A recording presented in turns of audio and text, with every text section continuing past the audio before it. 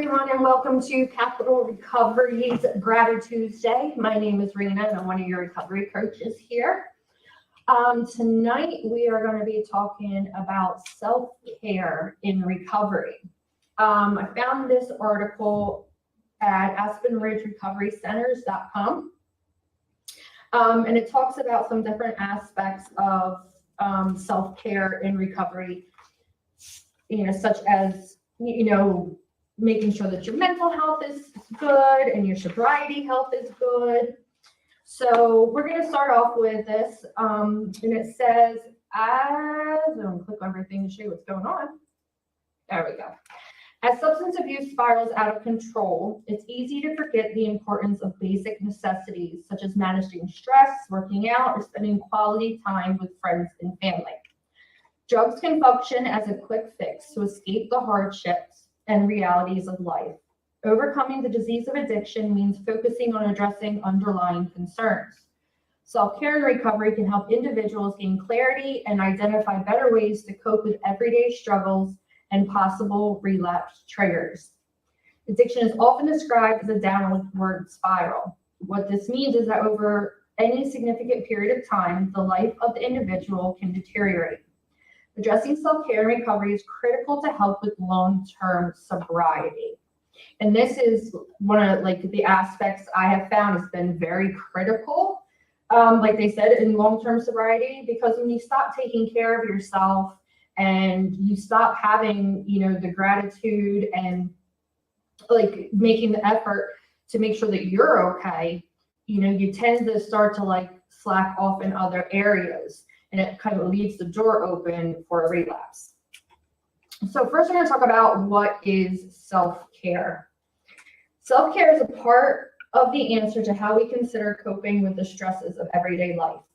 Self-care means identifying ways to address both mental and physical well-being, and more specifically, giving your body what it needs as routine practice.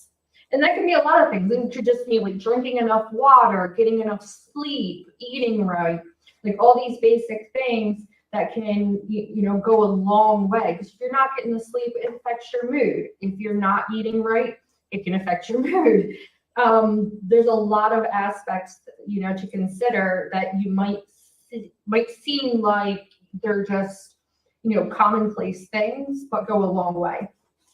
So according to the World Health Organization, the practice of self-care is defined as the ability of individuals, families, and communities to promote health, prevent disease, maintain health, and to cope with illness and disability with or without the support of a healthcare provider. So basically, this is what you can do for yourself to help take care of yourself on your own. By definition, taking care of self means addressing different components and needs that can help us achieve better overall health. These components can include your hygiene, your mental health, nutrition, being physically active, your spirituality, and sleep. These factors can help individuals identify healthier ways to deal with concerns and day-to-day worries. So there's a couple of them that we already mentioned, right? So, your nutrition, your sleep, your physical activity, and then, you look at other things like your hygiene. If you're taking care of yourself, that can boost your self-esteem. And your mental health is very important. As far as that's concerned, you definitely want to talk to a professional. But it's something to keep in mind that speaking to a professional about your mental health is part of self-care. And then your spirituality, which, could be if you belong to an organized religion or if you just have your own set of beliefs, a higher power, that sort of thing, that can definitely go a long way and help, maintaining a positive spirit in general. So the next part is about self-care and mental health. So mental health is a critical component of overall health, yet often neglected. While eating right, getting enough rest, and being active are important, mental health, when not properly addressed, can cause stress, anxiety, and other issues. And I have found that a lot of people in recovery, especially early on, will express like the level of anxiety that they're feeling. And I personally think this is because, you are trying a whole new way of life, and you're like still trying to get bearings on being clean or sober, and navigate in a world that you're not used to navigating in. So I think some anxiety, is normal, but it's something that you don't want to let get out of hand. And if need be, address it with a doctor. It says dual diagnosis describes the instances when a person is facing mental health concerns while simultaneously battling with addiction. Often these conditions occur together. And that's very true. Like in my case, I suffer with mental illness and then the disease of addiction.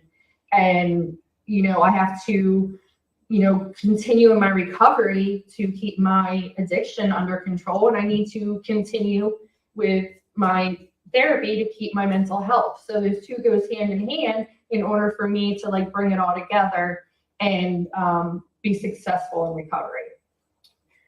It says those in early recovery often describe sensations of overwhelming emotions and feelings of being out of control. After prolonged substance abuse, it can take a while for the brain to recover and heal before returning to a natural functionality. And this kind of what I just mentioned about like the anxiety and the stress and that sort of thing. Some of that is going to be kind of, normal when getting clean. But you also don't want to just kind of write it off as like, oh, it'll go away. You want to be mindful. So why is self-care essential for mental health? Taking care of your mental well-being may not be as cut and dry as tending to physical needs such as hydration, hygiene, and food. However, even simple self-care tasks can be impactful for mental health. Techniques that revolve around self-care and general lifestyle changes can help a person manage symptoms of mental health issues. In some respects, practicing self-care can help prevent some problems from developing or worsening. Self-care routines and tasks can help a person build resilience toward everyday life stressors, many of which are avoidable. So, some of the techniques that revolve around self-care. And one of those techniques is what we talk about here a lot on Tuesdays, which is, practicing gratitude. And, can change your mindset and can, make you refocus on the more positive things. So self-care is important to mental health because it helps put into, did I just read this? No, I didn't. Because it helps put into perspective the everyday tasks on the surface may seem trivial, but are actually geared toward promoting awareness and long-term sustainability for reducing chances of anxiety, depression, and stress. Self-care and recovery can also reduce the chances of relapse. So anytime that you are making the effort to take care of yourself is going to definitely benefit you in the long run. So self-care relies on increasing self-awareness. Think about practicing the following when in recovery. Identify things and people that matter to you most.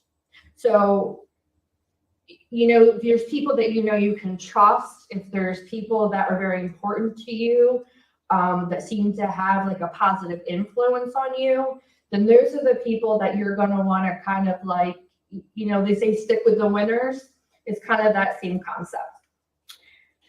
Then it says create environments that support new perspectives, outlook, and changed mindsets.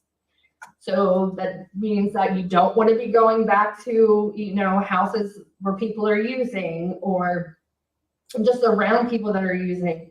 You can maybe like set up your room or what have you to like revolve around things that, you find, are positive for you. The atmosphere. I know like my kids always wanted to have like the lights around their ceiling and the glow in the dark and like all these things because that's the things that they enjoy to make them comfortable in their room.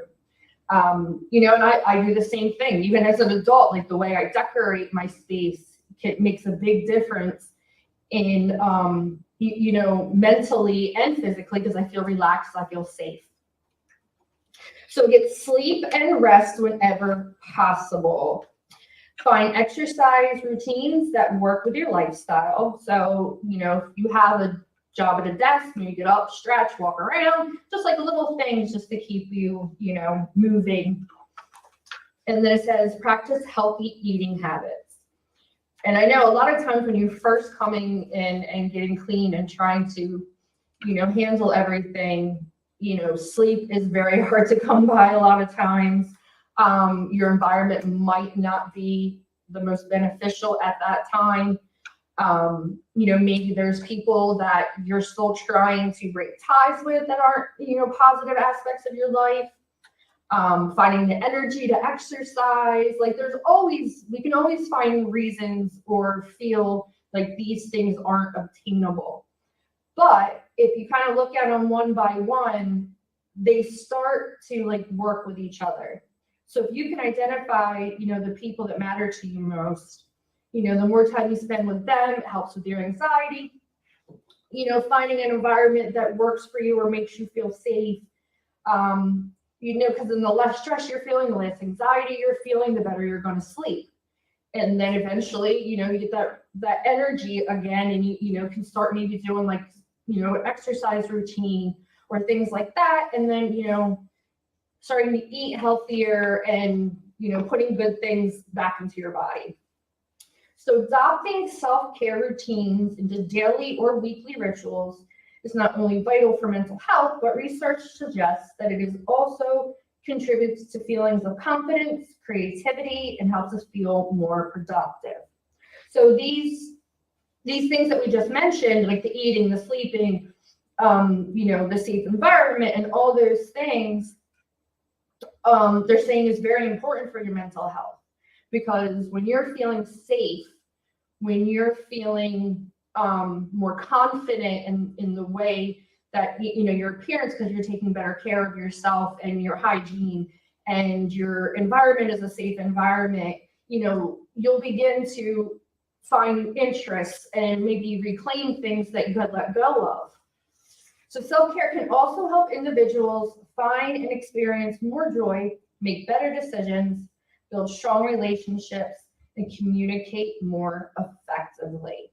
Because you figure if you're taking care of yourself, it's easier to be more comfortable, to meet other people, build relationships, have a clear mind to make better decisions in your life. So the next section is going to talk about what is emotional sobriety. One of the cornerstones of addiction recovery is emotional sobriety. Those suffering from the disease of addiction will often find it necessary to address negative feelings and emotions while in recovery. Negative feelings, when they're unregulated, can often lead to discomfort, cravings, and ultimately end in relapse. So, addressing negative feelings or emotions is something that I would say pretty much none of us want to do. Nobody likes to feel negative feelings or negative emotions, or even just overwhelmed with, those feelings. But, the more you learn how to address them and to regulate them, the more you're going to be, thinking clearer and more comfortable, and looking at the positive and the gratitude instead of the negative, and leading down that road to a possible relapse. And I always tell people too, it's easier to make decisions when you're not overwhelmed with emotions. So if you do come across a time where you just feel like everything's out of control, it is probably not the best time to make a major decision. And then making the permanent decisions on temporary feelings can, really disrupt your life.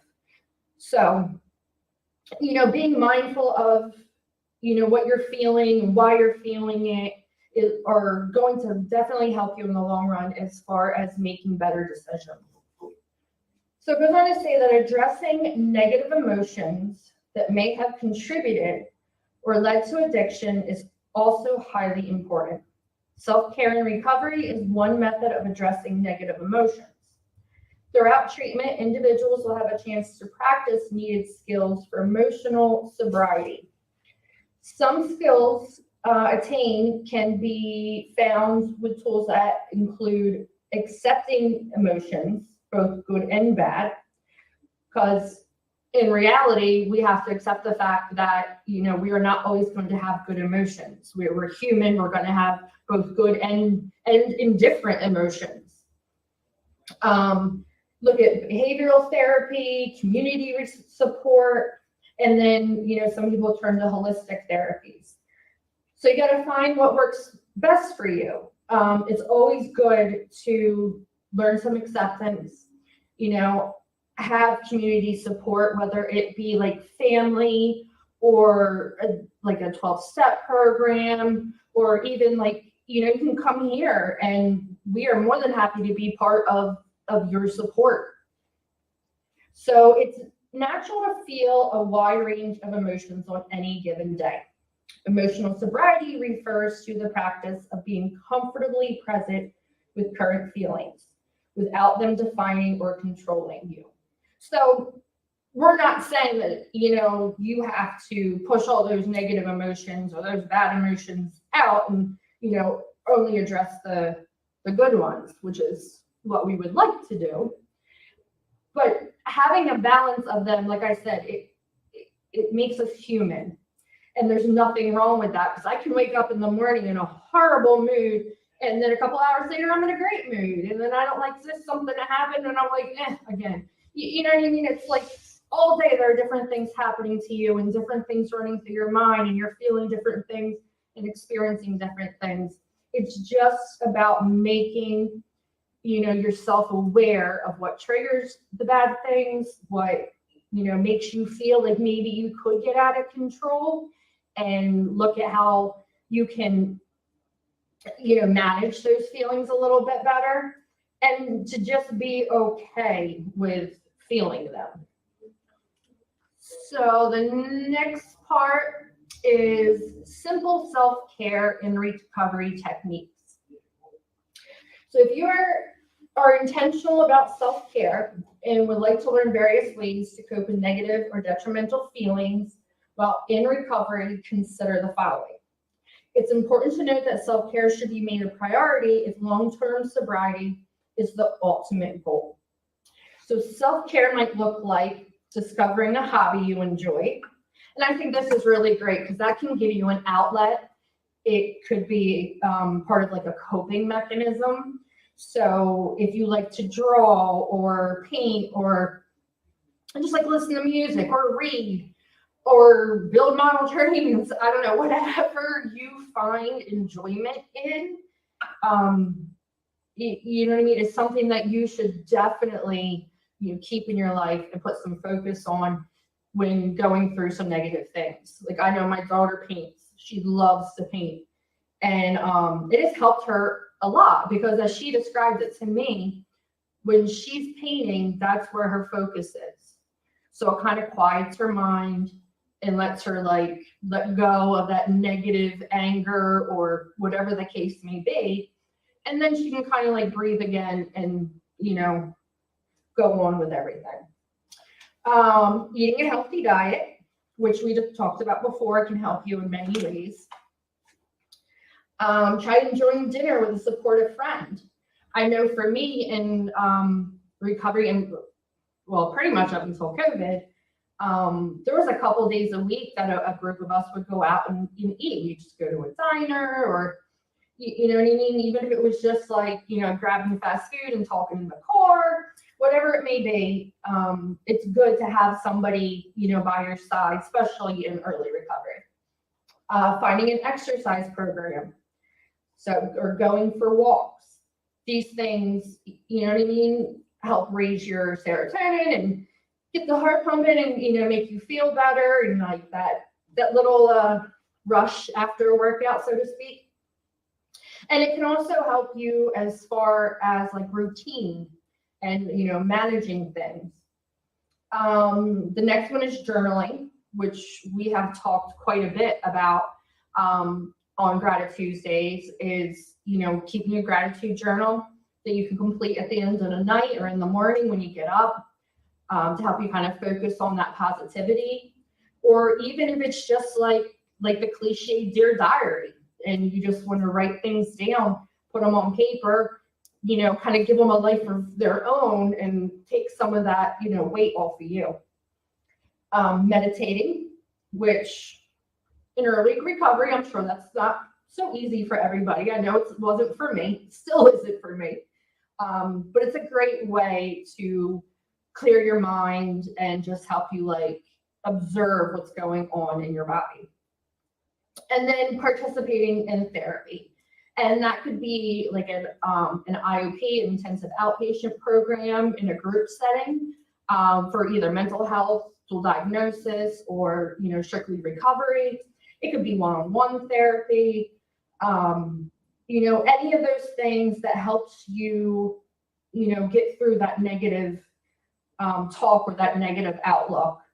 And the more support you have, always the better. So we'll close with this. Disease of addiction demands that drug abuse continues indefinitely.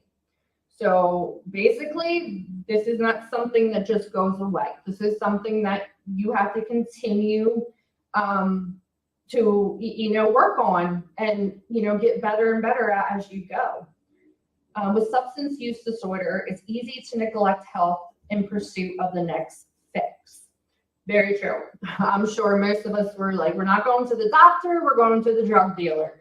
So, now we get a lot of times end up with all these health problems, and you're like, why? I was fine before, when in actuality, I'm sure that they were there.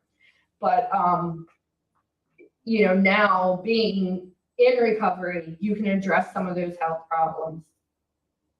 Now, as dependency progresses, addiction becomes a way of life where mental health and all over well-being is neglected. Many will instead use substances as a way to cope, even if they are causing or contributing to continued alcohol and drug abuse. And that's where the true insanity of the disease comes in. We know that the drugs are not helping, but we do the drugs to help cope with the fact that they're not working. It's like this vicious little cycle. So self-care and recovery helps individuals to learn alternative methods of coping. It also promotes self-awareness of emotions and ultimately triggers that may hinder progress of sobriety or even help individuals avoid relapse altogether. So I always say that being self-aware is so important, because if you can, observe the things that you're struggling with, that's kind of like that first step in being able to correct those things that you're struggling with, or minimize them, or like it says, find alternatives. So it's very important to listen, I know there's a lot of chaos that goes on up there, especially early on, but if you can kind of pick out what is what a little bit and find a place to start, that's great. Because once you find a place to start, you can continue to build upon that and have a more successful long-term recovery. So I'd like to thank you guys for joining me tonight. Please, please, please come into the center at any time. We're here 11 to 7 on Tuesdays, and we'd love to have you come in person for any of our groups, and on Thursday as well. Or if you just want to stop in and, talk to one of us, let us be part of your recovery as a support. Anything we can help you do with self-care, we are more than happy to help in any way that we can. So thank you guys, and you have a good night.